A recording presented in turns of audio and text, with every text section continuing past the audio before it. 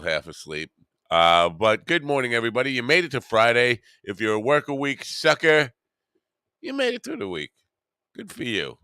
Yeah, you only have 2 days till you have to do it all over again. And tomorrow, I'll be suffering through a long day. I've been suffering through a long week trying to put this shit together. Look, don't let anybody uh, tell you otherwise. Putting a benefit together sucks. It just sucks. You have to go beg people to, oh, can you help out? You feel like a Jehovah knocking on the door and nobody wants to see you. Nobody's happy to see you. They're like just hoping you just walk away. Um so anyway, tomorrow, the big day, 8 to 12, 8 to 8, 12 hours. See, I'm going back to bed. I'm going to come back in an hour and start this all over again. So 12 hours tomorrow. Got some big news. One of the people I begged to come on, actually, she's like, sure, no problem. When do you want me? It was Erica Rhodes. Yes, we got the fabulous Erica Rhodes. Good for me. I would pat myself on the back, but I hurt my neck sleeping the wrong way. I can't pat myself on the back. Kristen Becker has picked a time. So the schedule is looking pretty good. I could probably, and I was looking at getting one more woman on the bill just to even things out. Now, somebody's going to yell at me and say, oh, you don't have any trans people on the bill. I think I should ask Robin Tran just to kind of balance something out here. I don't know. I probably wouldn't do it. Does she know Christine? But I could. I could try Julia Scotti. Just throw a little paprika in the mix. Different spice, different flavor. But we have more women than we had last year, so I think that's improvement. Or earlier in the year, it wasn't last year. It just feels like a year ago. And plus, I'm still asleep, which is what I'm trying to tell you. Uh, I was thinking about canceling today because Jackie called me last night and he was like, "You want me to? I'm doing tomorrow and Saturday, right?" I was like, "Well, you're doing 15 minutes on Saturday." I'm confused. What's going on? So I called him up, and he abuses me like Dean. They bully me. They bully me. They're both bullies. But he was abusing me pretty hard. But he's like, no, let's do it. I was like, I could do a best of tomorrow and we'll just do Saturday. No, why not? What are you going to do anyway? You're going to sit home, jerk off? That's my Jackie impersonation. Well, it's early in the morning, too. Uh, yeah, I could. No, that's not like Rocky 7. Craig. Good morning, Craig. Good morning, people in the chat room. Good morning, Carl. Good morning, Bully Dean. Dean is a big bully. Boycott Dean. He's a big bully. Big bully. Big bully Dean. Big bully. Big bully Dean. No, we're not doing Rocky 7 here. Rematch. Ain't gonna be no rematch. Ain't gonna be no rematch. I haven't talked to Joe in a while. You notice that kid, I'm sorry to even, the way my mind works. I'm not even gonna say it. I'm not even going to say it now. I'll say it at another time, and then it won't be related, and then it won't be a bad thing. Um, Jess will not be here today. She will be here tomorrow. I think she called in. Honestly, I think she called in not able to do this show because she did a little research on Jackie and said, that guy's a fucking pig. I don't want to hang with him. He's just going to be a misogynist, dirty old man hitting on me the whole time. Right? I think that's it. She didn't give me a reason, and doesn't need a reason. But she will be here tomorrow with us. She's going to be doing an extended thing of creating fake food in the back, sort of like popping in and out while she does this like 2-hour project of creating. I don't even know what kind of fake food it's going to be. And so she'll be here for that. So here's what we got going on tomorrow. Jeff Dwoskin, Kristen Becker, Andy. Why do I have Kristen Becker in there twice? No, take her out of there once. Jeff Gloskin, Andy, Kristen Becker, Don Sill, and Joey Cole talking about their film. Mike Zinn, Matt Knudsen. Got to pronounce that right. Got to remember always to pronounce things right. Mishka Shubali, John Pavaramo, Tom Bannis, Billy Wayne Davis, Henry Phillips, Hack Oddity, Jackie Martling, Victoria Williams. I always said Vanessa Williams. Victoria Williams would be Vanessa Williams would be pretty cool. Dean, can you get Vanessa Williams work on that? Where was I? Oh, Jackie Martling, Victoria Williams, Erica Rhodes, Tony and Sally, Carlos Valencia, Andy again, probably with Brett at that time, and maybe more. And Derek Sheen, and then the end, and that excludes the Rockin' 45s somewhere in there. The Rockin' 45s will be performing. But as I said, I really would like to have one more woman if we could get one more woman. Now, what am I missing over here in the chat room? I got to keep up. Craig said, bye-bye. If you get Robin Chan's road, no, I read that one. She's not wrong. McDonald's what? McDonald's what? I don't know. Wait, she's not wrong about Jackie being a pig? No, absolutely not. Jackie is not only a pig. Why is he yelling McDonald's at Freebird? Oh, because they're rocking 45. No, we're not doing covers. All original material. It's got to be all original so we don't get any copyright shit. I've taken great lengths to take copyrights off 3 songs that we can play without Facebook or YouTube or Twitch busting my balls about my own content. What else? No, I lost my train of thought. Oh, so having one more woman. Now I could get just one for the sake of beautifying the whole damn thing. I have a top model who I've interviewed, but she wasn't promoting anything. She doesn't have a book. She was she came on. She wanted to hang with the dog, talk about love, and I'm all for it. But it might be a little awkward, you know how. I'll talk about that at the face in a moment, the allergy stuff. But how Jake Danger Jolly was blown away by the comedians in the room. I mean, obviously they wouldn't be rough on her. They might be piggish on her because they might be Jackie-ish on her. Jackie-ish, Jackie Pig, synonymous, same word. Jackie is a pig. And that might be a little intimidating, but I don't think they would be harsh messing with her like Carlos and Derek. You know, when I talked to Derek, he seemed oblivious to the fact that him and Carlos were even bullying Jake. But there it is. They were a little bit. But not Derek, not intentionally. Derek's not a bully. Carlos was like a shark smelling blood in the water. That's what I love. Carlos. Carlos is, you know, he's one of those guys who just has my funny bone and knows how to make me laugh. And he can be a little nasty sometimes, but in a way that is just fucking hysterical.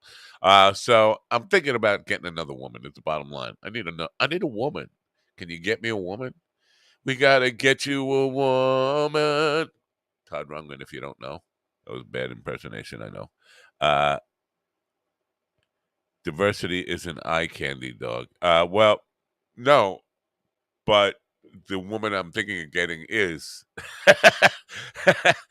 and that's why I would. That would be my intent. It's just to have some pretty faces. Well, listen, we got a lot of ugly dudes. No, I'm sorry. I mean, Carl's not an ugly dude, but I'm an ugly dude. Jamie's kind of borderline. I'm gonna that bully Dean, Jackie, 2 bullies. Who else do we have? Just a bunch of ugly dudes. Is all it is. It's a bunch of ugly dudes. So we need some pretty faces to lighten the mood a little bit. Yeah, Andy and Brett, and if they bring Chaley and Chad, I mean, it's a lot of testosterone there. That's what I'm saying. So I could get Maddie Fogg. I think I could get her. I don't know I could get her, but she's in Hawaii, and the time difference would mean she'd be on later in the day, which would subject her to probably the most abusive part of the day from the Pig Patrol. I don't know. I'm torn. Are we fine with the way the 12 hours? We got a lot of people for 12 hours. We have basically it's a full schedule. If we give anybody goes over 10, 15 minutes, it's going to be a traffic jam anyway. So that's just. I tried Morgan Murphy. There's no way to get in touch with Morgan Murphy. You know what Morgan Murphy lists her website as? Google.com. Like she doesn't want the world to get in touch with her. And I'm not going to beg publicly on Twitter. I have no qualms about begging in a DM and looking like a really desperate loser. That's what I am. And that's what I do. Desperate losing is my thing. That's my niche, desperate losing. But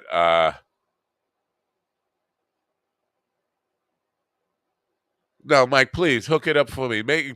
Don't make me beg. I don't know this person, but if you can get Kitty Cosmos, bring her on right around the time you're coming on, like right after, or like running into your segment or something, that would work. And then you would save me from having to be a beggar and a desperate loser again. Oh, look, Dean's trying to be nice now. He's coming off his bully pulpit. I'm trying to act like he's like me, like a regular guy, but he's dropping the bully thing. I guess people are giving him bully pressure.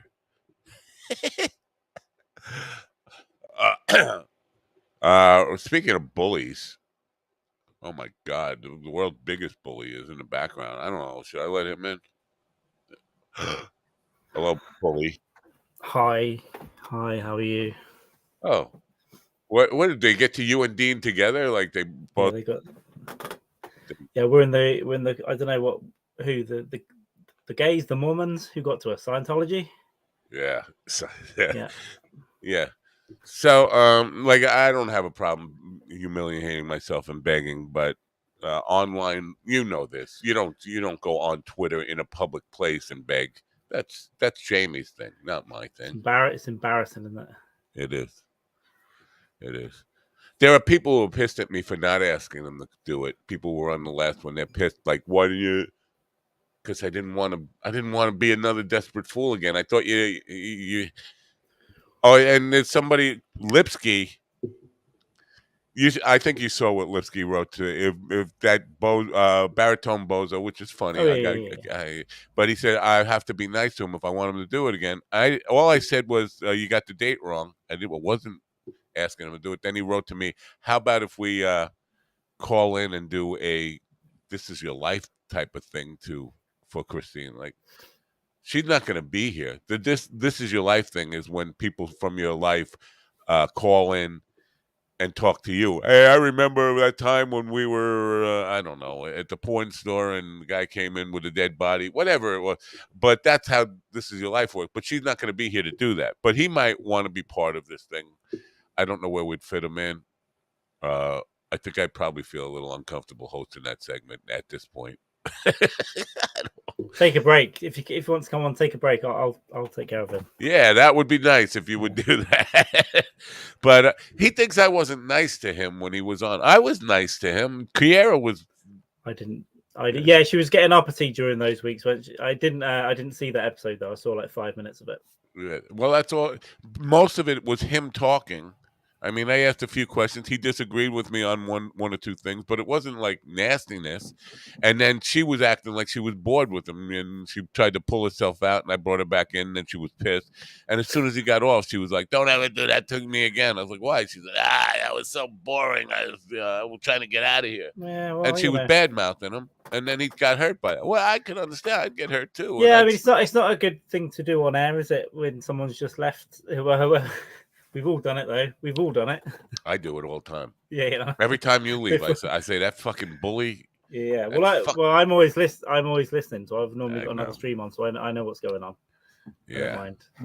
So yeah, so she was nasty to him, and I think he thinks that equates to me being nasty to him. Whatever. I Well, don't then think you had the Twitter fight, so probably it's all one experience from like that week, right?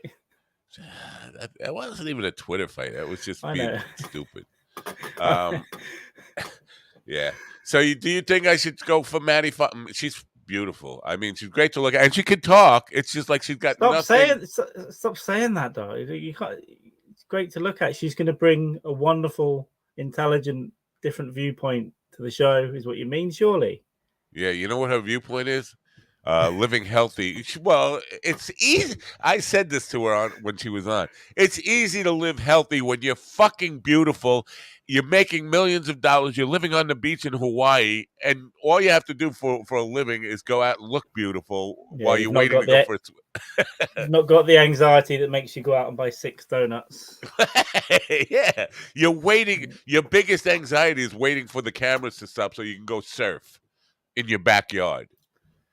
Well, yeah, I would love is and healthy living. Sure, that's easy. Life is easy when you're fucking beautiful. Yeah, I'm trying to be healthy, but I've realized I've not left the house since Sunday at all. And I noticed 3 days ago, and I still haven't left. So in an hour, I'm out for a couple of hours. Get some Dean hiking. Dean is saying Annie Letterman. Now I have approached Annie Letterman, but through the back channels that I could find, never got any kind of response. I It's don't think also she even read difficult. them. It's also difficult this late to get anyone with kind of a name. I mean, a lot of people we've got we kind of have links to, right? Or you kind of have links of communication to. Right, It's hard just to get someone you've never right. who don't know the show. It's hard, I would love especially to get like Annie tomorrow. Letterman. No, Yeah, sure, she's yeah, hilarious. yeah, yeah. She's great. And you know what? The fact that she's hilarious, it gives the show some stature that more people will tune in if they see the names. Yeah. Tommy still hasn't gotten back to me. I know it was his son's birthday last night and they were celebrating, but he was supposed to get back to me yesterday and he didn't. Now I'm feeling kind of hurt about that. I want him on. It's not like there's, you Chase know, him up chase him up tonight when he's awake, and just say, "Hey, you still on for tomorrow?" You know, yeah, it's yeah, pretty nice. It's hard to get the balance of how often you are someone, right? I have yeah, had to right. do it recently for gigs to the same person. I'm like, "Have you got anything?" Yeah, get back to me next week, and I did. Yeah, I'll get something soon. And now I'm like, when do I send the third one? It's gonna Yeah. have to be in the next week. It's gonna have to be in the next week. Do I do it now or do I do it at the last minute? Yeah, I'm in the same thing. And I'm trying to put the intros and all that stuff together for tomorrow. Like last time, I had a month to do, or Yeah, we 2 had or a 3 while, didn't weeks. we? I just had a system update yesterday, and then I went to open After Effects to start working on intros, and it's just sluggish because of the system updates. And so it's like, I don't have time for this. I'm under the gun. I'm under pressure. I can't take it. I'm pulling my hair out. Oh, there's nothing there. I'm not funny. It's gonna be fine. We're gonna have we'll find space for it on the day, but we're gonna have a few minutes of something that we'll need. But I'm not going to say what it is. You don't need to know. It's your show. You don't need to know. Oh, We'll find space on the day. We'll see where it goes. It'll be like 5 minutes. Oh, you know what? I don't even think I have William Conway on the calendar because he's just going to be popping in like for a few minutes here and there for a man on the street thing. So he's not even on the calendar. I should put him on the calendar. I just don't know how. Oh, As good. long as the last man on the street popping, he's getting arrested. He's been put in the back of a wagon when he comes in for the final time for harassment. That would be great. I mean, if we It'd be could. great. Well, he Get a few says, and clicks. I think he's right. And Craig should go harass him because Craig's in he's in Albuquerque. He's not in Grants, so he's going to be in downtown Albuquerque by the hall on Jefferson, I think it is. Uh, so Craig should go and act like he doesn't even know him and just be one of the people that he approaches as a man on the street, and then Craig could like fuck with him hard, because that That's whole true. Actually, be the stooge. yeah, it's like a Yeah. setup. I hope he's not listening because if he is, and I just blew it. So he says to William, "Can you repeat that? Can you get closer?" He gets closer, and then Craig just starts screaming. He touched my balls, or just stick his tongue in his mouth. Yeah, kiss him. Let's get everyone to kiss each other on the street. Yeah. Well, apparently I came out as homosexual earlier in the week, and I didn't even know it. I just found out I'm homosexual. It's how it works. It's how it works. It's nature. You get a letter in the mail that says, "Well, dear Mr. Napo, we'd like to inform you." You just really you go. Is that like a peach? I like that. Again, someone goes, "No, it's cum." You just say some cum. And you go, okay. Okay, now. Yeah, people post the stupidest things on Twitter. Yesterday, Joe Walsh, who was a former congressman, a fucking Republican guy who now is anti-Trump, but he just, for some reason, had to tell the world how much he loves peaches now. I just want to tell everybody how much I love peaches. They're the juiciest fruit. Okay, why do you feel the need to tell the whole world that you love peach all of a sudden? Could be code for something. It is code, isn't it? Because you were just talking about it, and I was thinking, you know what? Yeah, maybe he means maybe he means pussy. Could be. Or female ass. It's the whole younger generation with the ass eating thing. Yeah, I'm not really a fan. No, it's not a food group. Ass is not one of the food groups. We think Jamie is, though, because we asked him once and he said he won't tell us. Basically, his lips are sealed. I think he had. I think he's. Yeah. Well, Uncle Walt said that if I ever ate pussy, then it's the same as eating ass. It's close, but it's not the same. There's not a risk of getting a lump of shit in your mouth. Exactly. Like have a fresh load in the chamber there, and boom. Yeah. Oh, I didn't see that one. I would even feel uncomfortable if someone tried it with me, because it's like, it's always loaded. There's something there at all times. That's what I mean. The ass is not a sex organ. Yes. Well, I mean, I think it can be used as one, but he said I'm not tasting it. It's just not on. There's now there was it didn't look quite like this. If I can quickly share something, when I was a kid, I really liked a treat called well, I'll show you first. It's fine. It's not anything bad. If I just brace yourself, folks. Here. Maybe you want to have a little Tums ready to go. Yeah, hopefully. Well, my computer's very slow today. See this thing? Why is your computer? Yeah, that's what it's like. It's called a choc dip. So this is what I'm like this all the time. So I always say to people, just bring breadsticks if you want to do that, because that's just not going to get any. You hurt me. Going to get any better? You hurt me. But I forgot what I was going to say before that. Sorry. But wow. Yeah, no, you're absolutely right. You got it absolutely right. It's all like chicken, Craig says. I don't know. Nasty ass chicken. Yeah, you'd have to be, not me, but the other person would have to be thoroughly, like, through a car wash, just jet washed for a day, no food, just water. There's nothing else. You're not eating Mexican food and then coming round and wanting that. It's just, and that it would have to be. You have to be really hot as well. But you have to be, worth going to prison for. So, my face is blowing up again. Allergies? Yeah. What happened? I just got over COVID and was clear as a bell, and now I'm getting all like sneezy and my face is blowing up, and it's because I could never live in Ukraine because it's the sunflower motherfuckers on the North Fork of Long Island. It's farmland, and for some reason, instead of growing food, sunflowers, as far as you can see. So I went it's for oil, isn't it? They make oil from it. I think they sunflower oil. Yeah, we have a field, beautiful. It's like loads of sunflowers, and people go there for their pictures. Right, during the summer, they go there for the selfies in the sunflower field. It's not far, but I assume they make oil from it. I don't know if they make other stuff as well, but yeah. It's to not, cook. but wouldn't food be better, like actual food you could eat, than oil of sunflower? I guess.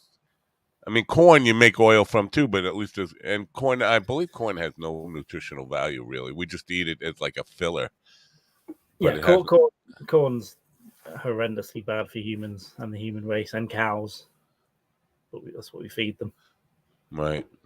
But no, so I went to the dispensary yesterday. It was just miles and miles, driving through miles of sunflowers. It was, and my face is just like, ooh, I'm like fucking elephant man. Yeah, I've never suffered from allergies in that way. Yeah, if your tongue starts burning, you're doing it right. Exactly. I've never suffered from allergies in that way, but occasionally I do get something.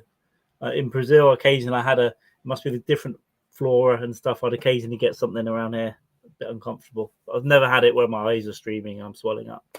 Yeah, well, this is where I am now. It'll pass. It'll pass because I'm in the house for a while now. I haven't been out for a while, but I'm blowing up. I am blowing up. What is with the Jamie? Is he? You guys had a thing yesterday, right? Was it yesterday? I came in, yeah, and Yeah, we you did would a Dykes and Man yesterday.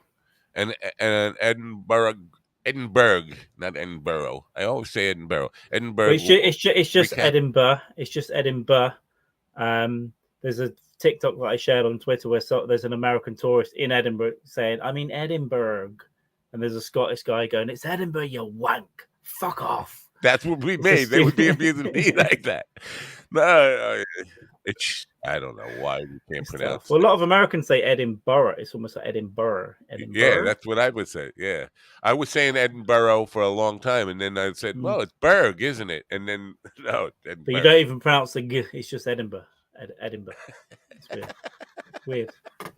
I hate to live there because I'd get it all wrong. Yeah, even as a tour. I mean, as a tourist. Kelly says, "Yes, sunflower is a thing, dog." What does that mean? I know it's a thing.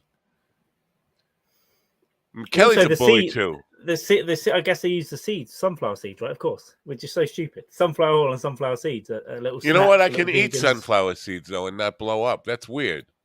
Well, I guess, yeah. Well, it's not floating around and going up your nose, though, is it? You just Yeah, it's the oil. pollen. It's all about the oil. They're like Saudi Arabian sunflower seeds. They're all about the Yeah, oil. But Kelly is turning into a bully too. I think the yeah, bulliness is wearing off on people. It's yeah. like contagious. First, it starts with a guy like Dean who just comes in with his Dean's muscles a and nightmare. Yeah, muscles his way in. muscles his way in. Um, The only so reason the Bronx hasn't been fully gentrified yet, it's not full of Starbucks, is because Dean just knifes them in the belly every time a surveyor comes round looking to put a nice new ice cream store in. Dean's just out there shanking them in the liver, and then runs back in his.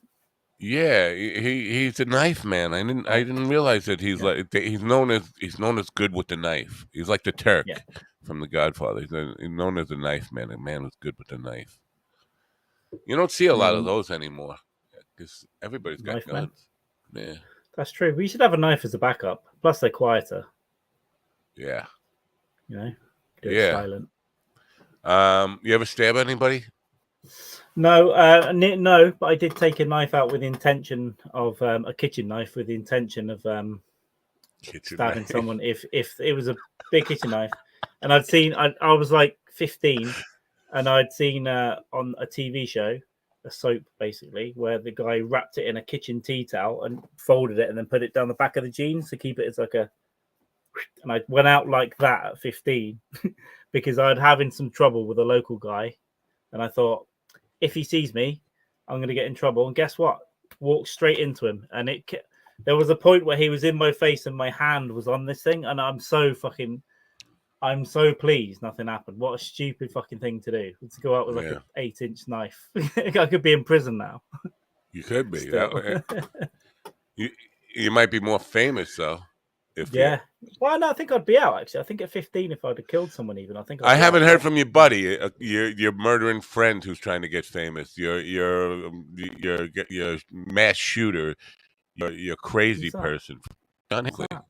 Oh, Hinckley. that up and coming artist. So he's got. I'm going to join his fan club. I am. You got to send him a photo and an email. I'm going to join it. Have you heard any of his music? Have you listened No. to one of his songs? No. I want to wait until I can come to a gig. If you can do a gig somewhere in New York, I'll go. I'll go much. That would be scary because to me, that gig will be full of the kind of women who go to Charles Manson's cell or write to Charles Manson or whatever. Well, That's Manson had some good tunes on that subject. Yeah, that's two songs. I know, but that's who's going to show up as gig. It's like these jail stalkers. Well, maybe I can get some cast offs. I'll go there with a swastika on my head and see if I can get some 37-year-old woman on. Speak. I'm just wondering if because he's not altogether. He's not cured. You know this because I'm telling you how I know he's not cured. Well, he comes across as a bit not unhinged as in dangerous, but just not overly functioning. Right. You know, there's something off there, sure. And he's saying the same things as he said the day he shot those guys. The day he shot those guys, he turned around and said it was an act of unprecedented love. See, I don't. I knew what you were going to say, so I must have heard it, but I honestly don't know enough. I don't know much about it at all. I'm going to go and read about it and watch some YouTube and stuff to catch up. I don't know.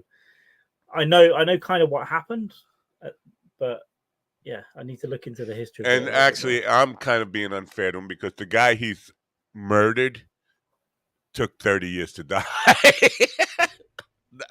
30 years to die after he got shot, and they call him that. But he died because his life was cut short because of the bullet. He had a life-changing injury. Yeah, I didn't know enough, and well, I won't say it on your show, but I thought you'd be a fan of politicians getting whacked. Oh no, I don't mind the fact that he shot politicians. The only problem I have with him is if he was he's trying to get famous off of shooting politicians in music. This isn't a real defense, but it kind of is, though. What else can he do, though? What else can he? It's like he could change his name. He could publish his music under John Smith and see how many people like it. Maybe he loves his, you know what I mean? It's him. It's his name. Would you change your name to Matt Johnson? If I was famous for being a murderer and I wanted to see the real value of my music and not that the people are just coming to be fans because I'm a murderer, then I would change it. True, but did Sean Lennon do that? Did Julian Lennon? You know what I mean? You need if you're getting a leg up, take the leg up, and then go and do your thing on your own. No, I also have problems with kids of like people who are just making it famous off of their name and they have no real talent. It's weird. To me, it's like anybody who kills somebody now, if they want to just sell music, well, they can just off their Whitey Bulger, his greatest hits.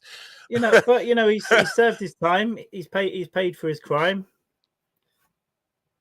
What can we do as a society? Do we attack people for the rest of their life when they come out? I don't know. They shouldn't have let him out. First of all, well, I don't know. I think because he claimed an insanity defense, and 6 months after they said he was not guilty of murder by reason of insanity and put him in the home, 6 months later he was saying he was cured. Yeah, I'm not crazy anymore. I was just temporary insanity. But that is that his fault, or is that a problem with the legal system? I don't know. That could be both. Because the lawyers are going to say you're crazy. Right. Say you're crazy. And he no doubt he is a little fucking whacked. But you have to be whacked. You could say that about anybody who shoots somebody. That's fucking crazy. You have to be pretty crazy. Yeah, you've got to be crazy. You've got to be crazy enough to not know that what you were doing was wrong at the time, right? Yeah. You thought it was cheese and you were shooting cheese, but it happened to be the president. That's crazy. Yeah. And because you think Jodie Foster is sending you private messages through the air. Yes, maybe she was that witch. Is she still alive? Oh, yeah. I don't know if she's still working. Let's see if we get her on the Podathon. I just called her a witch. You know what? Tim Dillon never got back to me. I'm because I have had some words with him, but I was gonna leave him up to you and Jamie anyway, because you guys are big fans of his. But he never even returned. I deserve a no. Don't I deserve a no? Yeah, but it's not. he's probably getting hundreds of messages a No, day from not just. fans. I got a hold of his direct, just Okay, his email. Just not something that people in the public know. I was, there we I go. was, yeah. But he probably said, "Oh, isn't that dick that fucking said something snidey to me on Twitter that time?" He's probably busy at the most expensive hotel in LA shouting at waiters and stuff. Who knows? Maybe I shouldn't have said that I play music for his mother in the nursing home. Well, I I'm don't think gonna that's gonna be doing that that's a Monday, bad by thing. the way. I'm going to see his mom on Monday. I don't think that's a bad thing to say. He talks about his family quite a bit. Yeah, he doesn't like them, right?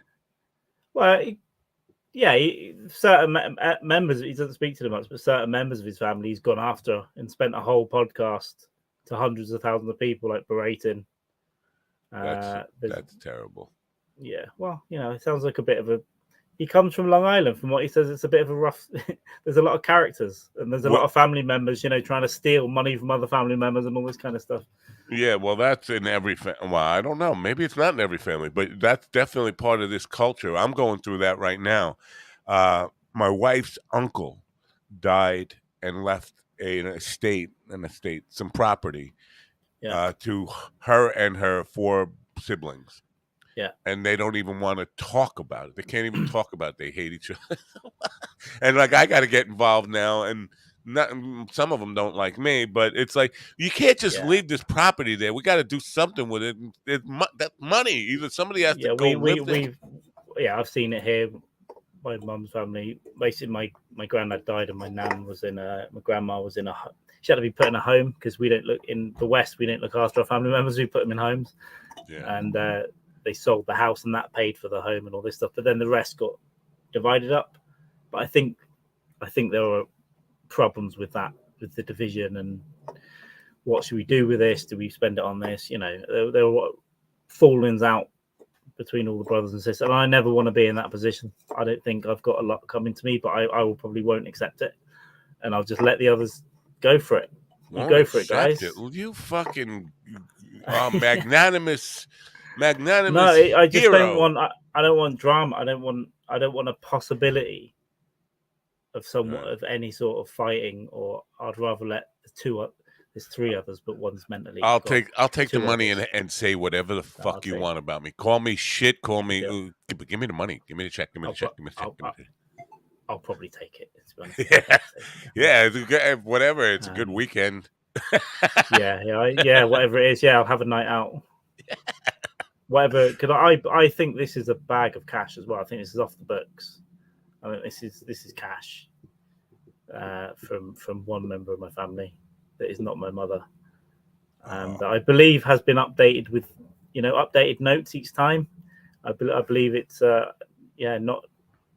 No one knows about it. I think it's just a pile of cash. I don't know where it is. It better be. They better have fucking. If I get it and it's like 50 grand and it's in 1970s banknotes, I'll be furious. The problem with it when it did happen to me was the amount of and I don't know what it's like over there, but here they fucking just taxed the fuck out of it.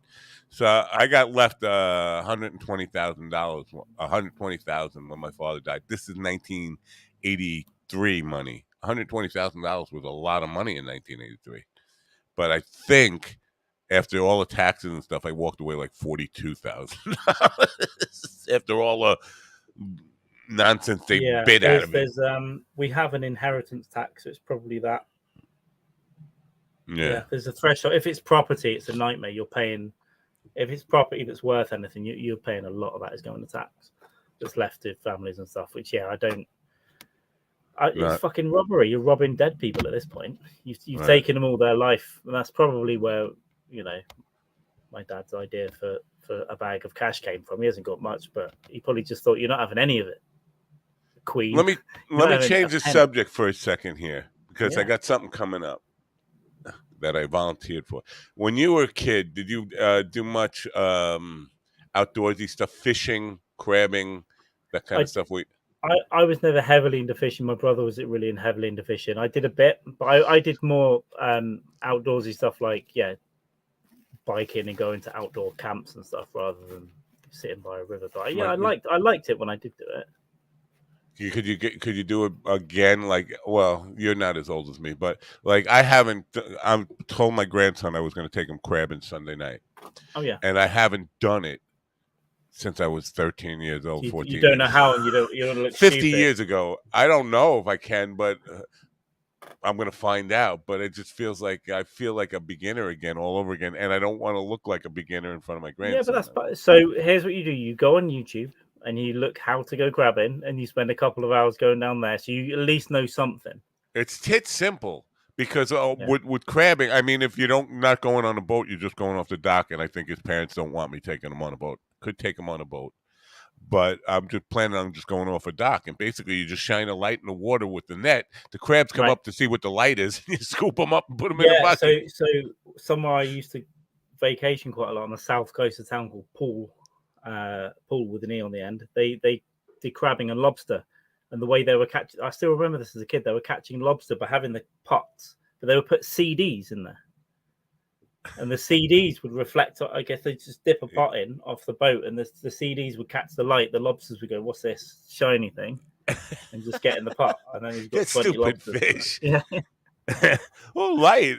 Nobody ever see. This is the problem when you can't talk because somebody should go back to the tribe of lobsters and say, "Hey, listen, don't fall for the light trick." They They should never. do, but they just keep coming, and they keep ended up in expensive restaurants. And So that's my Sunday night. I'm going to be going crabbing with the there you kid. go. That's He's never nice. done any like.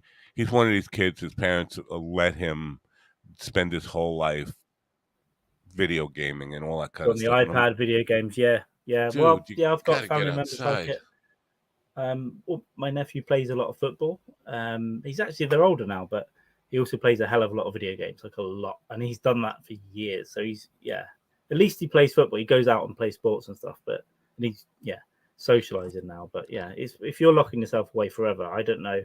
When I was a kid, I was out on my bike, and no one knew where I was until I had to come home. They didn't even have video games that you could play in the house when I was a kid. Not until I was in college where they started coming out with the first games you could play on your television, and they were just so fucking lame. It was like that fake tennis Pong. thing. I know what you mean. Pong. Yeah, Yeah. yeah, yeah, yeah. Come on. I guess Classic. there's some value to gaming. No, there is, and it is. Honestly, it's good for helping with problem solving and stuff. It's a Yeah, good, and you can socialize now because it's all online, so you can speak to your friends. It's a hang without going anywhere. It's kind of like as long as you're not doing it 16 hours a day, it's fine. right. But Yeah. when it is everything, then yeah, it's a problem because you're not getting out, you're not getting beaten up, you're not setting fire to a field. You know all the stuff that we did as a kid. They're throwing a match into a field and then the whole thing goes up and then the fire brigade are out. You're like, fuck. Yeah. You got to have those experiences. Getting locked in an abandoned house after writing your name in shit on the wall, that kind of stuff. It's It's so just me. fucking amazing that I'm alive, that I lived through some of that shit and didn't kill somebody, didn't kill Oh myself. yeah, I did some stupid fucking things when I was a kid and teenager even. That To, ran into my late teens. today's gamers are tomorrow's drone operators. Yeah, you're right. Just Yeah. killing Afghan families from your bedroom with an Xbox controller and then wanting a fucking medal and healthcare afterwards. Yeah, Yeah, yeah, I worked in the robotics. One of the last jobs I had was marketing for a robotics company who they just make robots, and it wasn't just like drones and stuff. It was real robots that do things like factory jobs and all this kind of stuff. And the future is not that far away. We're going to be not overrun, but a lot of people are going to find that they have to adjust ways to make a living yeah. because There'll be a robots are going big to take their job. I mean, you're seeing it a little bit right in supermarket stores where you get the self checkouts. That's part of it. You're scanning it, or you're doing a little bit of the work yourself, but more and more, yeah. They Or still have there's a two idiots though monitoring those machines all day. yeah, Because I hate those fucking machines. Please put this stuff in the bag. I did put the stuff in the bag. Please move your. yeah. It's not the best. But Help is on the way. there's a city like an hour from here where they test a lot of stuff, and they've got automated delivery. So they've got little cars that are self driving, but they're like, I don't know, this big, I don't know, 5 feet, the little bubble cars, and they'll drive to your house on their own. You can order pizza, you can order shit from the store, and someone, I guess, is putting them in it, and then it's got your postcode, and it just drives to your house on the pavement. So it avoids people, it avoids things. At some point, I guess that kind of stuff will get rolled out to a lot of cities, but my guest times. Tuesday night, Daniel Madelon, who has a business called Impact Launchpad in the UK. He lives in Canada. He's got a bunch of businesses here too, but he has a clubhouse on August 27th, discussing his plan for the future for universal basic income that doesn't require taxes or any government intervention at all. Universal basic income for every person on the planet. This is part of it. And now you got me curious. Like, how could that possibly work? No government, no taxes. But Where does yeah, this money come from? But aren't you it curious won't. It about? won't because these things are always very curious, but it's always hard to see how governments would let you have that system because they want whatever you have as a society. They want to cut. It's a Right. mafia, right?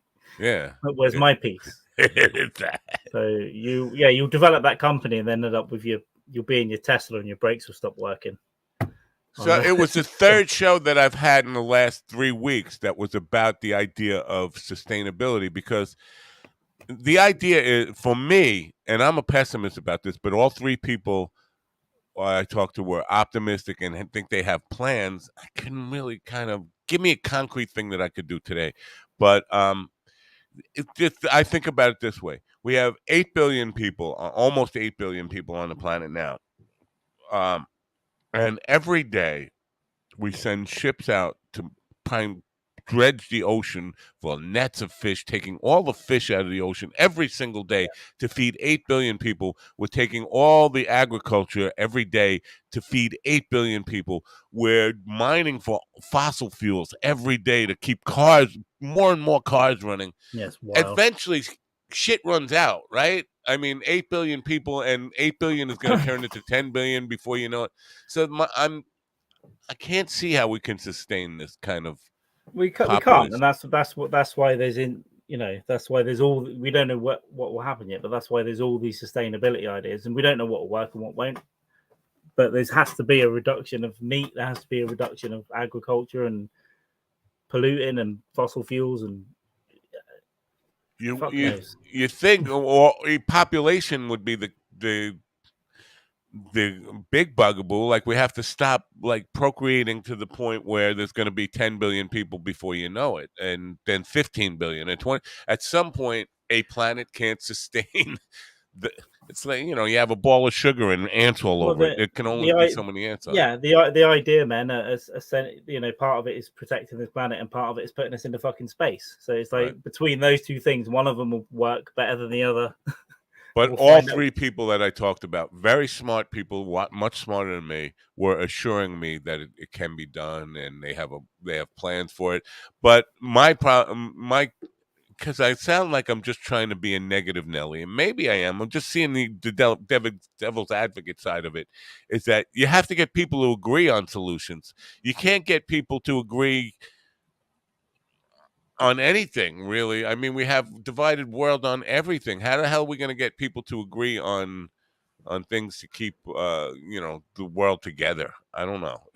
Too much agreement is necessary, and they say no. Yeah, stuff. I think people have just got to start. Well, things will just have to start going whether people agree or not. And they'll send a couple of thousand people up to orbit on a space station for a couple of years. We'll see how that works. We'll get 3 people living in a fucking bubble where they're growing their own vegetables for a while. Do I don't know. you do you honestly believe that we could live on Mars or like the moon? Oh, set up a colony.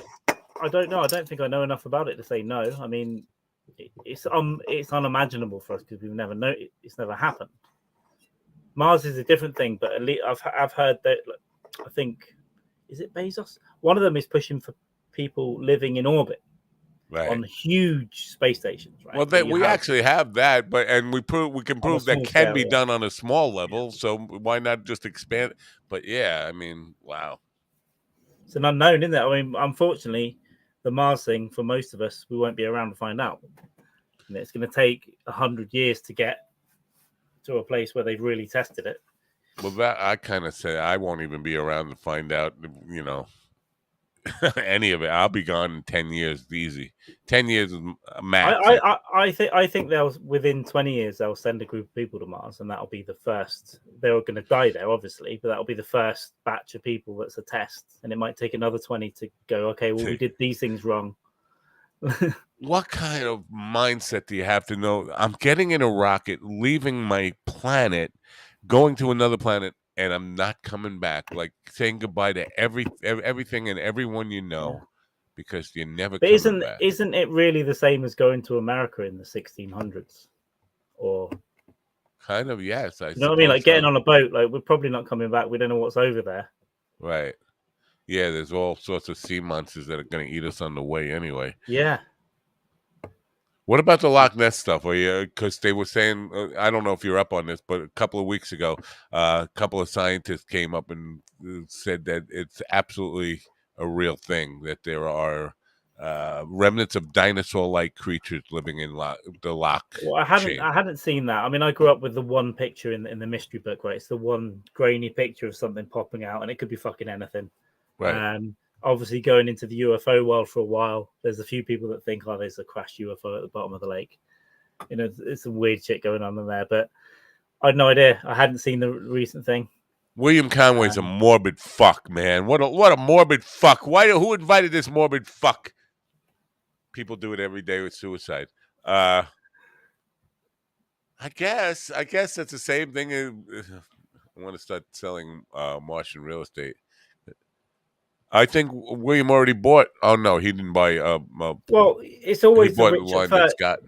Only the rich could fly, right? At first, right, and eventually, after 50 years or 100 years, it gets scalable. So it's just the slightly rich, and then anyone can now get on a plane to anywhere, pretty much, right?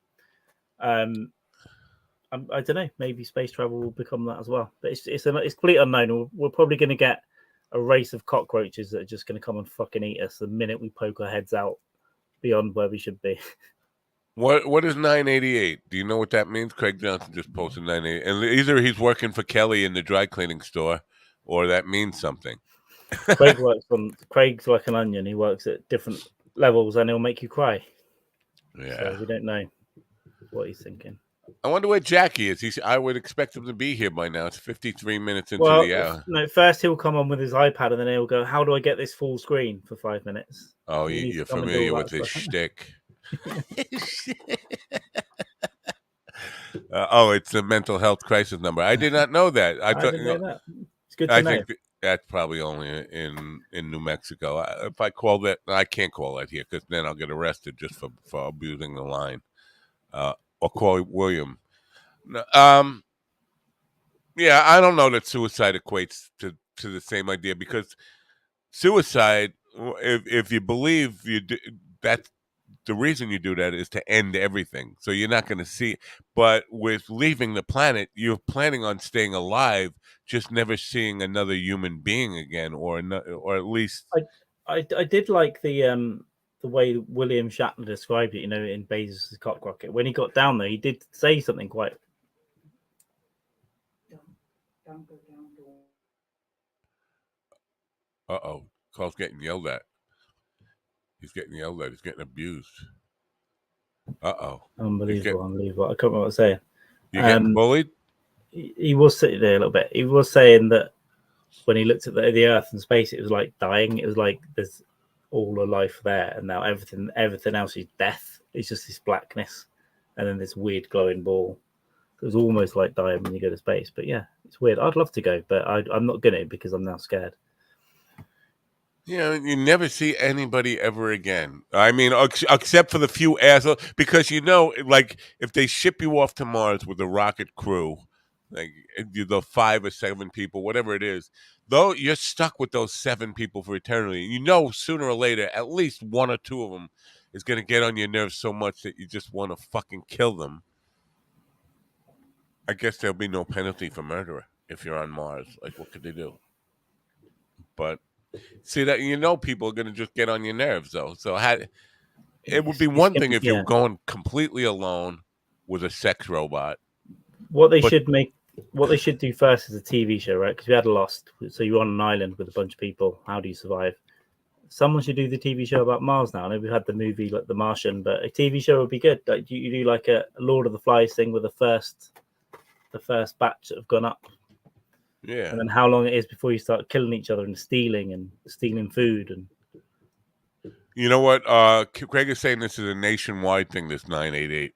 There's not enough publicity or marketing behind it, because I guarantee I didn't know it, and I bet you I'm guaranteeing, I'm not just betting, I'm guaranteeing that most of the population doesn't know about it. We need to do a better job. Dean, did you know about it when you were, if Dean's still out there, when you were having your depression? Did you know about this mental health crisis 988. number? Yeah, I googled it. It's national, isn't it? Yeah. They show ads late at night, early morning, when all the depressed people aren't watching TV. I don't know. I don't watch TV. That's probably why I don't know about it. That could be why. No, that's when they're up, though, isn't it? They're up thinking about it. Switch the TV on. What if you're on Amazon Prime on Netflix? Oh, it's less than a few months old. Now, this is curious that Craig knows so much about this. He must have called it, or he works there. He's secretly like a suicide prevention hotline girl, talking people off the ledge. This is what Craig's really doing. That's why he's up at 3 a.m. I'm sure they're all helping, but some people must just lie to people like, oh, no, everything's going to be fine. And you listen to some people's stories and you're like, oh, that is bad. That is bad. That's bad. Yeah. William knows about it, too. I don't know what to say. William knows about it, too. So it's these guys out in New Mexico. Probably the local commercials are hitting them. That's why they know about it. Either that or they're both in on it with the CIA, or I know out of necessity. William says, oh, what? Your probation officer calls and says, here's a number. Even so, most don't feel comfortable talking to strangers, Kelly says. Well, that's the title of my new book coming out, Talking to Strangers, by the way. Yes, our tax base is shrinking, so I'm getting sunflower face. I'm going to go get fresh coffee. I'm going to play an ad, and you can go deal with that woman who's abusing you. You have a whip or a knife you could go attack her with? I do. That was it was just a message about something that All right. Do you want to stay on here, or I'm going to play a? I'm going to play. I'll have to bail soon, but I can stick around a little bit. Well, I'm going to play a commercial. Or then I don't play a commercial. You could just talk to people while I bow out, and I'm just going to get coffee. I'll be back in less than a minute. Okay. Steer the ship, Cap. No problem there. Mind Dog TV is officially sponsored by Diet Coke.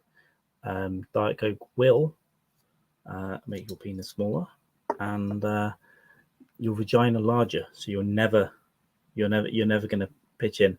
This is awkward because Jackie has popped in the background and he's expecting Mind Dog, but it's just me. Jackie, 1 second. Mind Dog has gone to I don't know what he's gone to do. He said something about a prostitute and a hammer. I don't know exactly what he's gone to do. He'll probably tell us he was making coffee though, or something.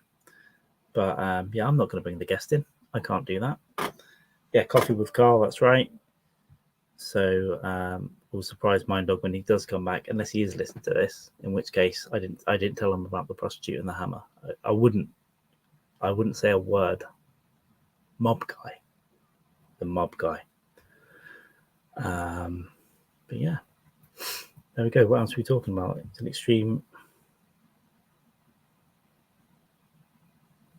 Don't understand that one, Kelly.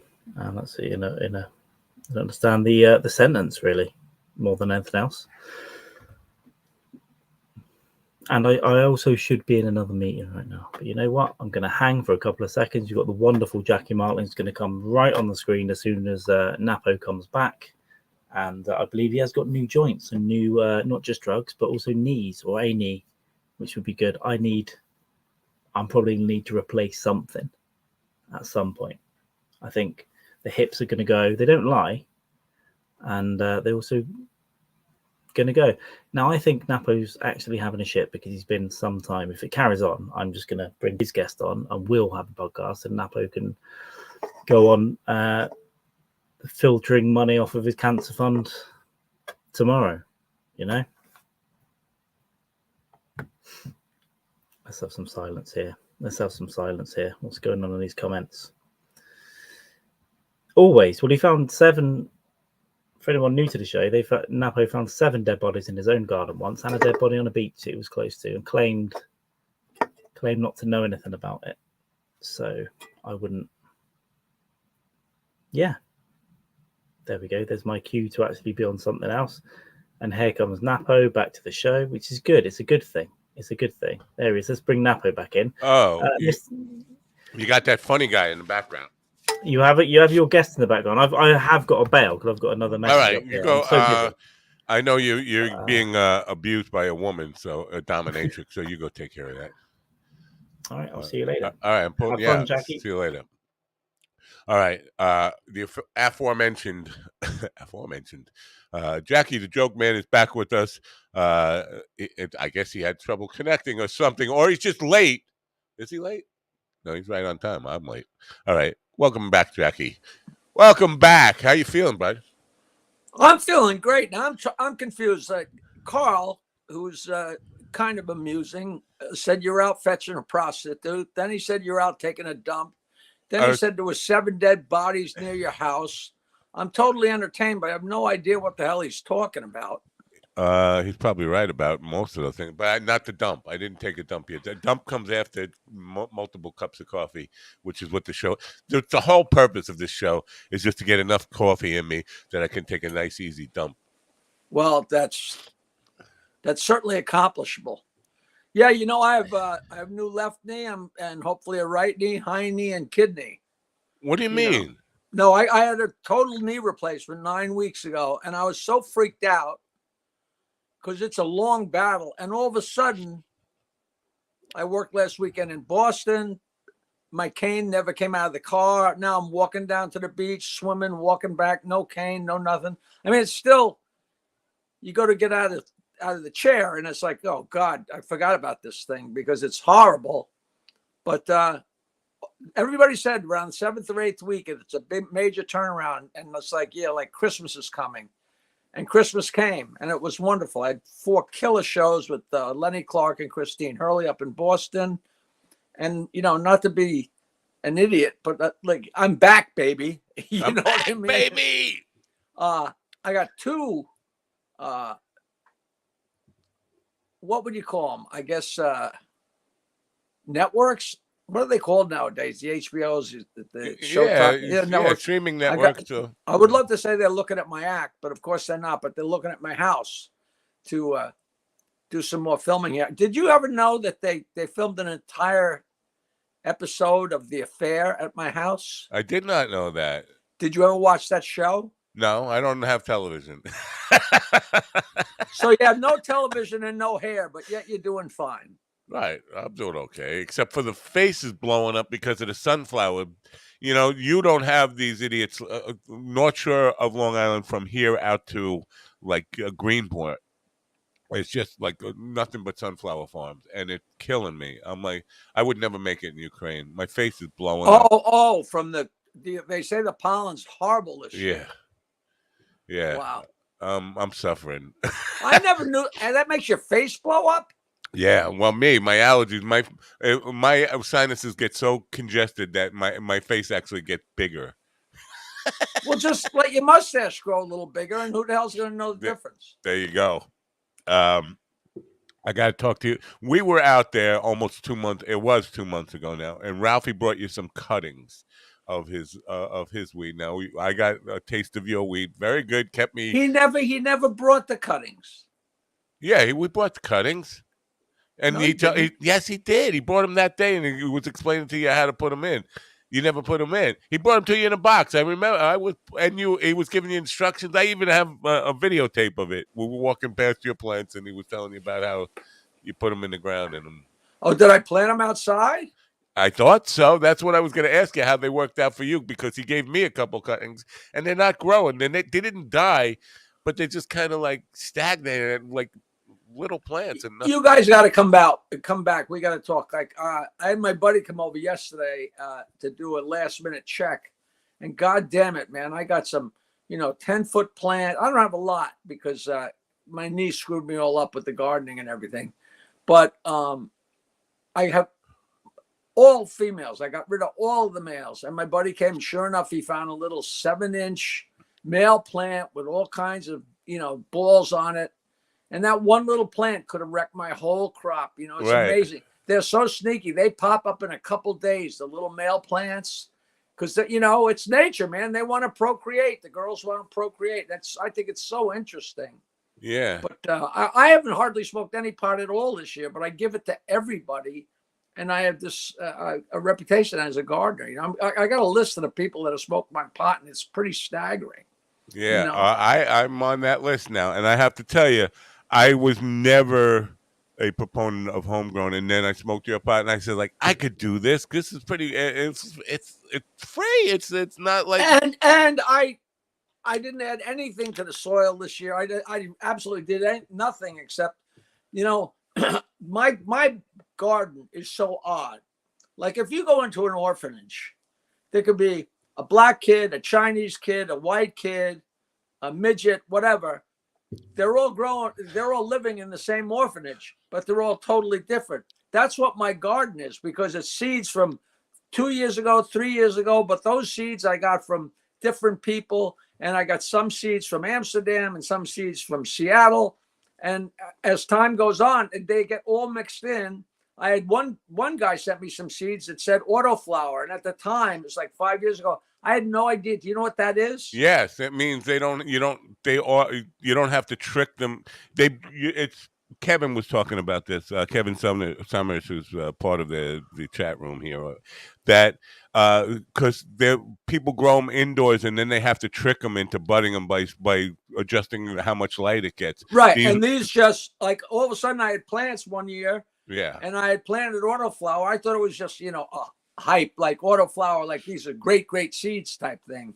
And all of a sudden, like within a month, all of a sudden I had plants with buds, and I was like, holy crow. And this year I got a couple of those, which must be offspring, because through the years, like if I have 3 different plants up in my attic that are left over at the end of the year, I have pot from going back 4 years, like little smatterings of each. And sometimes people go back and smoke them, and it's still great pot. But the seeds that come out of that, sometimes there's seeds in there. Even females, sometimes there's a few seeds generated, and you plant them. So I never know what's in my stupid. Like I could give you pot from one plant and give somebody pot from the plant next to it, hang it in the attic, and you can have 2 different experiences, which I think is so much fun. Yeah, but it's just crazy. I used to label them and name them. I put red tape and yellow tape and white tape, and I give people combinations, and I think that's better. It's just fun, I get it, and I like to mix it up too. But with the dispensaries and the legal stuff, my biggest problem is I never know what's going to work. Sometimes I get stuff there, and it'll say 20% THC, and I'll get it, and it has no effect on me at all. And then I get one that's good, and it says 20%, and it's just killer. Now you're talking about medical marijuana with a card and buying it. Yeah, that's the only way you can get it. But what they sell is these are like national brands. The Botanist, this is Willie Nelson weed. The Botanist, the Highwayman, and this was really good. Now I see that container. What is pot in there or joints? Yeah, pot. Like loose pot. Yeah, like buds, little buds. I don't know if you can see that, but that's so fun. It's almost empty. It's almost empty now. But but when you get one that's good and then they run out and they don't have it anymore, it's like, damn, I want. Oh yeah, like you find your brand, like finally finding your favorite bar and it closes up, right? Exactly. That's exactly what it is, and it's really frustrating because that's crap, man. That's crap. Yeah. I'm just trying to get a little energy in the thing here. So you convinced me that I could grow pot because yours was good, but then I can't grow pot because I got these. There's nothing to it. Well, mine aren't growing. Ralphie gave them to me like this. They're like this. Where are they? They're in my yard. They get plenty of sunlight. They get sunlight all day long. They're out in a perfect part of the lot. The deer don't bother them. There was a rabbit by them that was being a little pesky, but. Why aren't they growing? I don't know. I talk to him every day and ask him that. He must have. I don't know if those cuttings might be a little trickier. If you just get some seed, I used to start pot inside. I have so many great stories about growing pot. Like you say, they start growing, and at a certain point, when it starts to get colder and the days get shorter, they know it's time to propagate and make seeds for the next year. So I was going to the Cannes Film Festival, and I always started my plants inside. It was like the middle of May, and I had a whole bunch of plants inside. And I know you got to keep a window open, because if you keep a window open, the breeze, you want a breeze blowing past the leaves for whatever reason, okay? So I put them in the long room in my house and left the window open at either side of the room and went away to Cannes. And we had like a cold spell here in Bayville while I was in Cannes. I came back, and these little tiny plants had gone to bud and had gone to seed. I mean, the males had matured. I mean, they were like these little midgets, but they were like grown-ups. And it was so crazy. And I put them outside, and like they regrew over what had already matured. A new growth came out of them. They were like freak plants with like one leaf. And I should have documented it better, because it was absolutely crazy. And that was due to the cold blowing through. They knew that it was getting cold and it was time to procreate, which is just, there's nothing more fun than showing people your pot and explaining to them how to grow it and how you have to get rid of the males so they don't knock up the females, because it's all sexual. And people think you're making it up as you go along, but it's so logical. It's sex. It's nature. There's a male, there's a female. The male, the But you pollen have to goes wait to till almost bud season to know the males, right? When they start getting those little balls on them. You can't, Right. you don't know early on. And it happens fast. Long around the middle of August, you got to check every day, because you're looking and looking, and you don't see any hairs, and you don't see any buds. And all of a sudden one day, these things have all these, and they actually are balls, and you yank them out. And sometimes if you don't see them for a couple of days, if you pull them out, if they're mature enough, the pollen will fly, and you're screwed, So it's something to do. It's fun, Ted Nagurski wants to know, did Jackie smoke weed back in the 80s and 90s when he was on the Stern Show? I tell you, Jackie smoked weed back in the 40s when he was on FDR's Fireside Chat. That's absolutely true. That's funny. I was supposed to have a show with Lisa Lampanelli at the Friars Club. No. I was going to, me and Lisa Lampanelli were going to do some shows at the Friars Club called The Show Blue, which I think is so funny. But me and Nancy Labardo were going to do a sit-down show. Have the Friars sit around, and we were going to call it a Fireside Chat, which is another great play on words. But yeah, I'm at the age where it wasn't how old were you when you started smoking pot. It was, where were you in 1967? Like, pot was nowhere, and all of a sudden it was everywhere. Like my kid brother, 2 years younger than me, he was smoking pot like when he was 15. And I was like, I'm on the gymnastic team. I'm playing soccer. I'm working at Piper Rock Club as head busboy. I'm making money. I'm drinking beer. I'm getting laid. There was no room in my life to have a better time, which sounds crazy. The prettiest girl in the school, I was hitting home runs. Then I went away to school, and it was, 1966. I started at Michigan State. And then when I came home in the summer of 67, one day we were playing in a band in the summer, and some friends showed up with some pot, and we went outside and smoked some weed, which I think most people probably remember the first experience. I was playing bass, and we came back in, and I just remember floating over the crowd, and it was unbelievable. I mean, you thought it was Christmas when I told my brother I finally smoked pot. But I was going into sophomore year of college, Right. But that's where I was in 1967 when it became rampant. We actually drove down from East Lansing to cop our pot in Ann Arbor, where my buddy's brother lived, at University of Michigan. Such exciting times. But then it became when I started smoking a lot of pot, I'd meet somebody and say, you want to smoke a joint? And they'd be like, nah, I quit when I was 18. Like, these people started smoking pot when they were 12. It already had passed through that, which right. You know, I so started at like strange. 10. I was just going to say, you said 1967. I think I started in 1969. I was 10 years old in Is that 1969. true? Yeah. I don't know. I can't follow your age, but like Yeah. the when I started on the Stern Show, I was the pothead, but I was also the friar, which are two conflicting things. But I was known for that, and you know, there was articles on me in High Times magazine. I've been good friends with them. I was friends with Kennedy, Michael Kennedy, the owner. The name of his corporation was literally Trans High Corp, and they're the ones that owned High Times.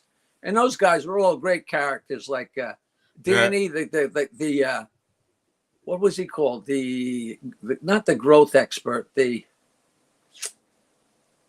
I forget what it's called, but that Danny, this great character. You know, I've known all these guys forever and ever. You know, so I've been smoking pot way too long. You know. Yeah, yeah. But I love, you know, I'd go like a year at a time without smoking it. You know, you I know, went 10 years without smoking. 10 I full wish years. that's how I was with booze. You know, I could smoke a joint every night, 5 joints every night for a month, and then not smoke pot for a month. I could never do that when I was drinking. You know, if I was drinking, I was drinking. It never interrupted with my work or did it. And everybody said, "Oh, you're a functioning alcoholic." And I'm like, well, I was the head writer of a show and also the TV show and hosted a comedy hour. And I put out 6 CDs and had my own mail order business and my own website. And they're like, "Oh, you're a functioning alcoholic." I said, "Yeah, well, I was functioning pretty well, but I was still getting too drunk at night." And I'm like, you know what? I really I don't care if I die, but I don't want to kill a family, you know, drive into the wrong lane. So Addiction is a strange thing because you quit drinking without going to any program or any of that bullshit, right? No rehab. withdrawal or anything like that. And people like say, "Well, you didn't have a drinking problem." I said, "Yeah, well, tell my wife, tell my family, you know." But I wouldn't drink. Like after I hung with Rodney was like, "No, you never drink before a show. What are you crazy? You never drink before a show. After the show, you get high after the show." So after 1985, I never ever drank a drop before a show. And didn't he get stoned out of his mind though? I think at Westbury. After. Well, in the later years, you can't count that. But when we started in comedy in 1979, I can't believe we made it to the gigs, let alone home. We drink so much beer. I mean, Eddie Murphy and me and Richie Minervini and Rob Bartlett drove down to Washington, D.C. to audition for Garvin's Laugh-In, which was the name of the comedy club that actually turned me on to Howard. And I drank like 20 beers on the way down there. And Eddie was like freaked out. But like it's a long ride, and you're just pumping them down. And we drank so much on the way to gigs, on the way home from gigs. Like I couldn't even imagine going on stage without being half drunk and having my guitar. And all of a sudden, but when I quit drinking, I started taking a beer can or a beer bottle full of water on stage with me. So I was like the Pied Piper. People would drink it along with me. You know what I mean? Yeah. And it was funny when I started hosting Rascals Comedy Hour. I'd say to the waitresses, "Listen, when I start doing Stuff the Joke Man, bring me up a light beer." So I do my hosting and do whatever part of my show. When I started Stuff the Joke Man, they'd bring me up a light beer. So people thought I was downshifting from Heineken to light beer, when in reality I was just starting the engines. You know what I mean?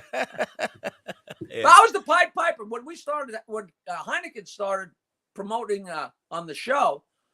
I was the guy because I was the beer drinker. And Howard used to talk to me with the commercials. If I drank as much Heineken as I said I did in those commercials, I wouldn't have lasted 3 minutes. You know, how much Heineken did you drink? 22, you know. But the day I started drinking Heineken on stage, I was doing a show at Rascals, and instead of Budweiser, I walked up on stage with a Heineken bottle full of water. And after the show, Mark Magnuson said to me, "Jesus Christ, Martling, why wouldn't you tell me that you're going to switch beers? I only had 4 cases of Heineken. We sold them out in about 10 minutes. He sold so much Heineken when I was working there. And then a beer distributor guy told me, he said, "Jackie, you should be getting paid so much by Heineken." The same thing. Because when I went on stage and drank Heineken, a lot of guys would order Heineken so they'd be drinking with me. He said, "But you don't understand. they're drinking Heineken along with you. When they go out the next night, every night, they're drinking Heineken because they're still drinking with you. You don't understand the mentality. And I wouldn't have never known that had to, you know, and I came so close to having a big deal with Heineken. They were going to have life-size Jackie Martlings at, you know, at what are they called? Point of issue, you know, in beer stores and stuff. And that all of a sudden went away. I think Howard might have put a kibosh on it, you know. Yeah. I'm sorry. I'm running. No, that's fine. You got me one cup of caffeinated tea in. So yeah, no, I want to I want to stay on the subject because in your book you talk about, I think it was 67 or 69. You're driving across back to Michigan State with your mom in the car, and you talk about drinking in the car. Were you smoking with mom in the car at all? Did she know you were a pothead at that time? oh yeah, what? Please. We probably weren't smoking pot because that wasn't our preference. You know, we just didn't. We drank. You know, I had come home I'm a finagler, all right. So I'm playing in the band, and I'm so homesick for Oyster Bay because I love my hometown. I said to the band, listen, let's save up some. Oh, I told the guys in the band, listen, I've been stealing money from our gigs, and we've got $1,200, and I'm going to order a PA system. No, I'm going to go home. Oh, that's two different shows. I'm sorry. Two different stories. I had saved up money, and I said, I want to go out to Long Island and work for a couple of months to earn the money for an electric piano, a Fender Rhodes, and then I'll come back and keep going in the band. So I was going to come home for the summer. And I came home for a couple of months and worked as a waiter at this place called Rush, which oddly became Rum Runner, where my band played for, you know, we kicked ass there for so long. I remember Rum Runner a lot. I used to go there a lot. Of course, as much money as I made, I spent. And all of a sudden, it's 2 months later. What am I going to do? So I asked this kind of rich girl that worked at the front desk, at the front of the club. I said, Betsy, will you loan me a couple $100? I need, or 300, whatever it was. I need to buy a Fender Rhodes piano. She lent me the money. And I went to Queens and bought a used Fender Rhodes. And I talked my old drummer into driving me back to Michigan State. Okay. And I had the Fender Rhodes piano. And all of a sudden, my mother, you'd have to understand my mother. She should be a whole book. She's one of the unbelievable characters. My house is right in the middle of East Norwich, which is right in the heart of everything. And she went through me and my friends, my brother and his friends, my sister and her friends, and then my kid brother and his friends. So there was a stream of people through that house. You know, my mother kept a list. It was crazy. And she just announced, I'm going back to school with you. I want to come for a ride and visit Michigan. I'm like, sure, Ma. So my friend Carl, the drummer in my band, had a Mustang, like a you know, the old small Mustang, and he was 6'6". He passed away last year. So when he drove, his seat was all the way back. The little Mustang, his seat was all the way back so he could reach the pedal, you know, so he could fit in the car. We put the Fender Rhodes piano in the trunk. Now the trunk wasn't very wide, right? So the Fender Rhodes, half of it stuck out like a tail, and we secured it. And my mother wanted to come. It was, you could hardly, because with Carl, she only had half the back seat because Carl came into the left side of the. So I put my mother in the back seat and gave her a bottle of rye and some ice, and you know, in a glass. And we had a case or two of beer in the front. So Carl's driving, and I'm riding shotgun, and I got like a lemonade pit, like a plastic lemonade pitcher, which has a big wide top with a cover on it, but I took the cover off. So we're driving along, and by the time we're halfway in Pennsylvania, this is back when Pennsylvania Turnpike, because 80 was nowhere near started yet, or we got nowhere. So my mother's sitting in the back seat drinking her rye, and I'm drinking beer like crazy. But I have this lemonade pitcher because we didn't want to stop, because if we stopped every time I had to pee, we'd never get to Michigan State. So this is absolutely true, and I don't care who believes it. at some point I had to go. I got up and turned around in my seat, and I was kneeling on the seat. So I'm looking at my mother. She's like 2 feet away, but no. and I've got the lemonade pitcher here, and we're giggling. She's drinking her rye, and we're having a great old time. And I'm laughing. I probably half filled up this lemonade pitcher, and I turned around and opened up the window. We're going 75 miles an hour, and I put the pitcher out the window and turned it over. Now we're going 75, and this is the window. The entire thing whop, blew back in and hit my mother like you threw a water balloon at her. I'm sorry, so Mom. she screams. Carl looks in the rearview mirror, and there's my mother with my pee dripping down her nose, down her face. She's laughing hysterically. Carl starts, he was laughing so hard. Thank God there was nobody on the fucking road. We would be dead. And I swear I don't know what happened next. I don't think we could have pulled over because it was the Pennsylvania Turnpike. I'm sure we stopped at the next place we could. I'm sure we didn't go take a shower. I mean, we just kept drinking and went on. And it's like so many stories where something really crazy happens.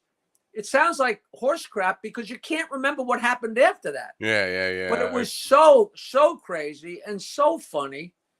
And you don't realize, like, wait a minute, that's P and that's your mother. But you're not thinking about that at the time. We were 3 kids having a lark, you know.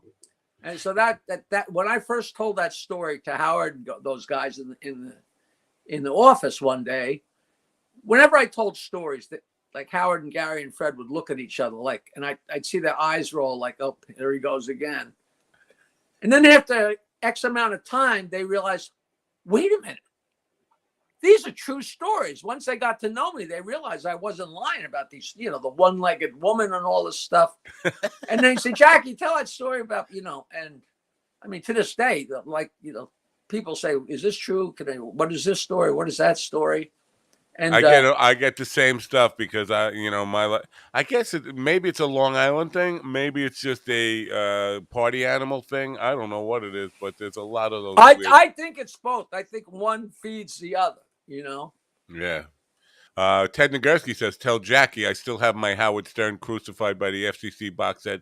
Those bits are classic. Regis Philbin's Flipper-Footed Son, Leona Helmsley's I Bust Balls, the David Dinkins Speech Institute.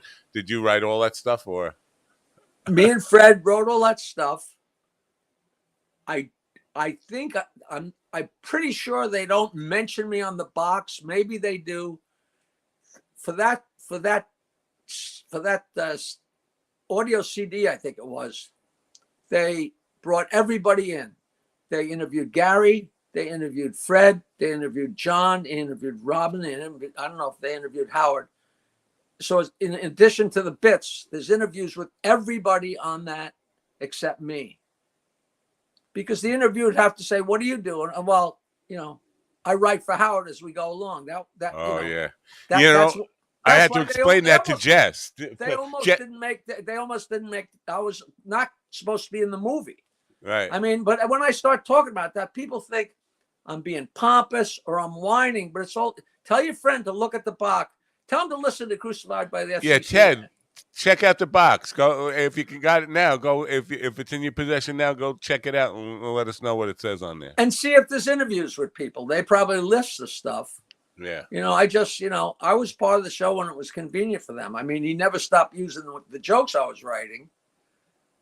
Right. You know, I'm finagling, Matt. I just got in touch with this guy a guy wrote to me and said, can I buy one of those notes that you wrote for Howard? Because everybody knows I have every note I wrote for Howard. Ever. You got everything you ever did in your creative life. Only the ones that he said.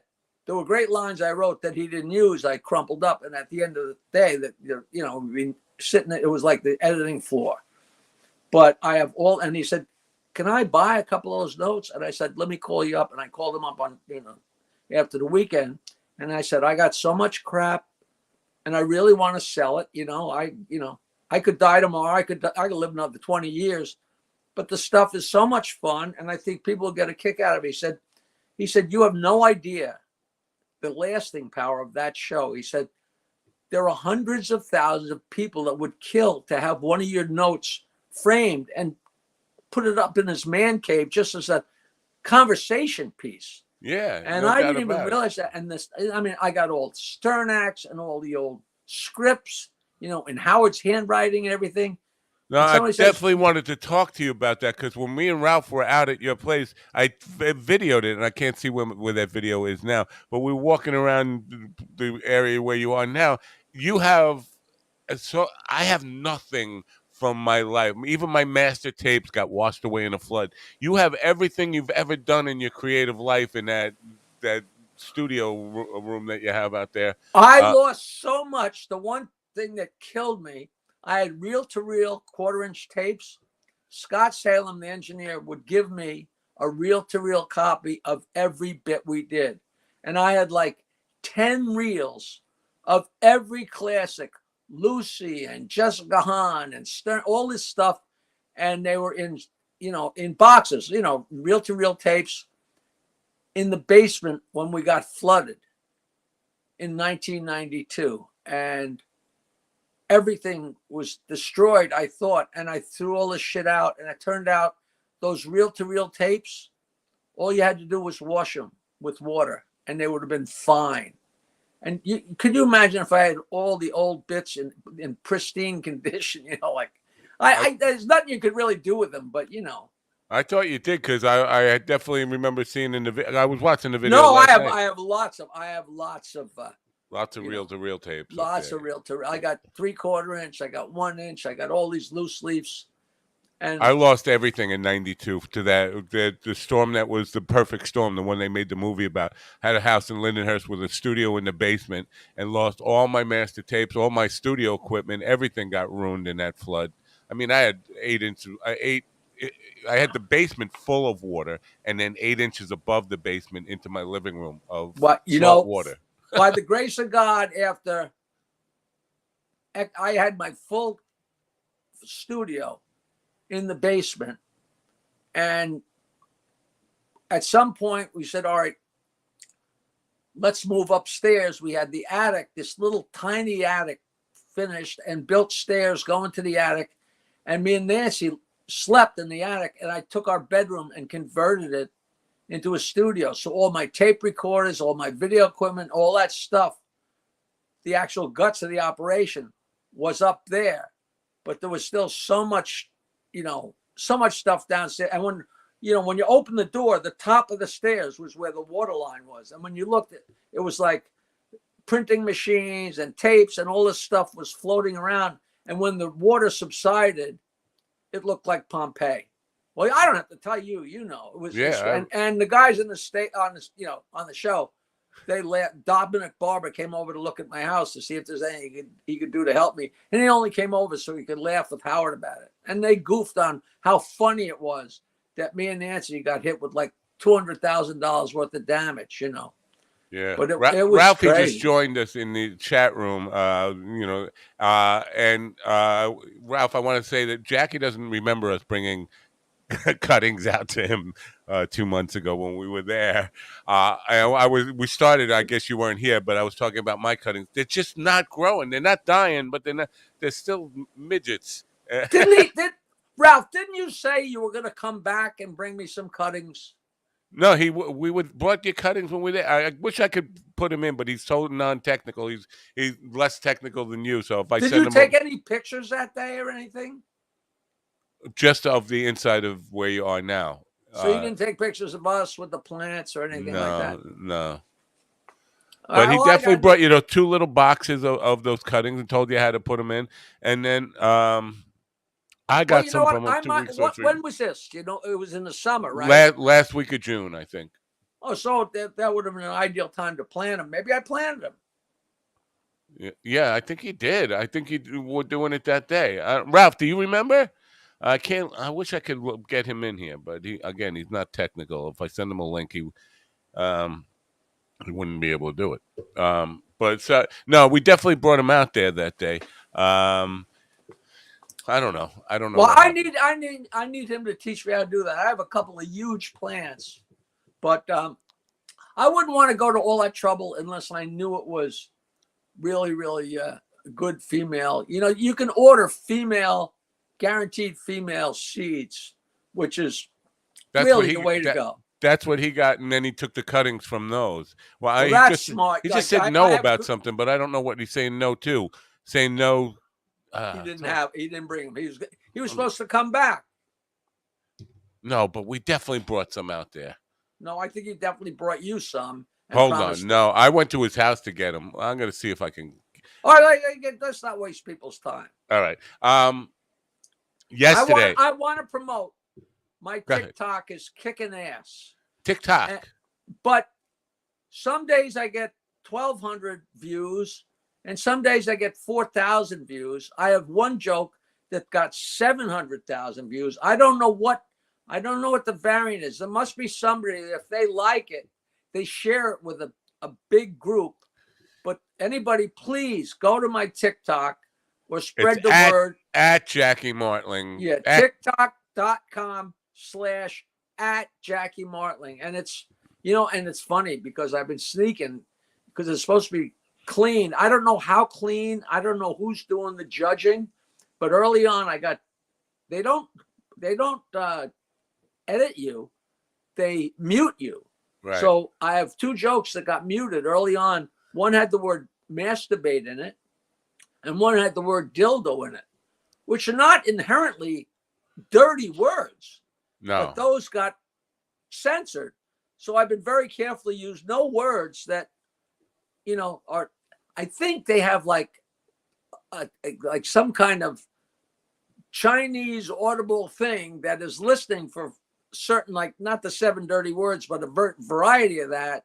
So I say bang and I say butt, and I keep getting the last couple of weeks, I put on some jokes that are downright, foul, like, I'll tell you that I told a joke that the dirtiest joke in the world. The girl goes in the drugstore and says, I want to buy 2 dozen condoms. And the guy behind the counter says, oh, you don't want to have any kids, huh? She says, no, my boyfriend doesn't want to get any poop on his rocket. So you couldn't tell a dirtier joke, but it's got no. Oh, I think you could. I think you could. Do you know Tony Viagra? Have you heard of Tony Viagra? No. Had him on earlier in the week.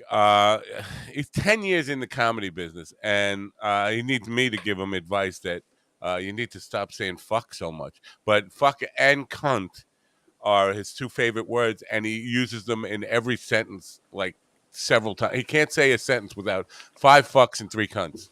I had a guy, an old friend of mine, Steve, who I've known for 20 years. He used to come. He lives in Florida. And he picks me up at the airport, and he's a real good guy. He's out of his mind. Steve Escow. And he picked me up at the airport, and on the way home, he told me this joke. And he said fuck 100 times. And he got done, and I said, that's a funny joke. And it doesn't need cursing, but it's so disguised. And I use the joke every night as an opening joke. And there's nothing dirty about it. It's about the guy getting lost trying to throw the cat away, and I got a cartoon of it and everything. Absolutely no, the words. This fucking guy had this fucking cat and he had this fucking girlfriend. I'm like, man, what are you doing? I said, there's a joke in there. Yeah. It's I think it's nervousness. It's not a lack of confidence in the joke or whatever it is, but.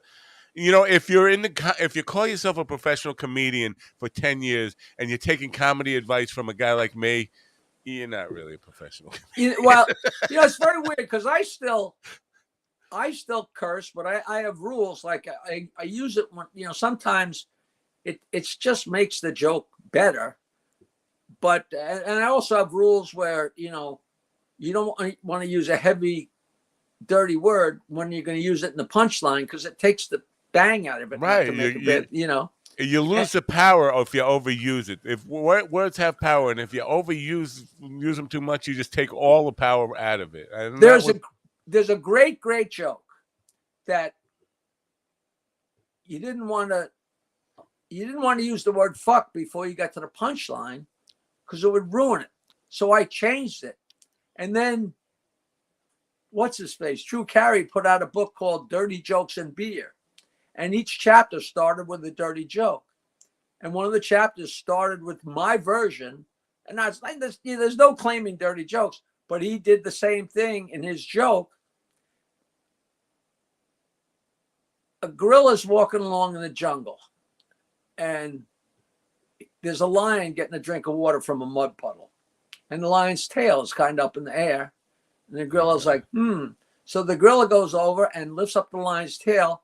And instead of saying, fucked him in the ass, I say, and he slips him a Liberace, which gets the work done. Because then later on in the joke, you know, the lion takes off and the gorilla takes off, and the lion's taking off after the gorilla, and the lion goes into a hunter's camp, and there's the gorilla is sitting in the chair wearing a safari helmet, and he's reading the Johannesburg Times, and the lion says, did a gorilla come through here? And the gorilla looks out from behind the paper and says, you mean the one that fucked the lion in the ass? And the lion says, my God, you mean it's in the paper already? Which is such a funny joke. But if you said fuck in the ass earlier in the joke, you see what I'm saying? But then I break my own rules all the time.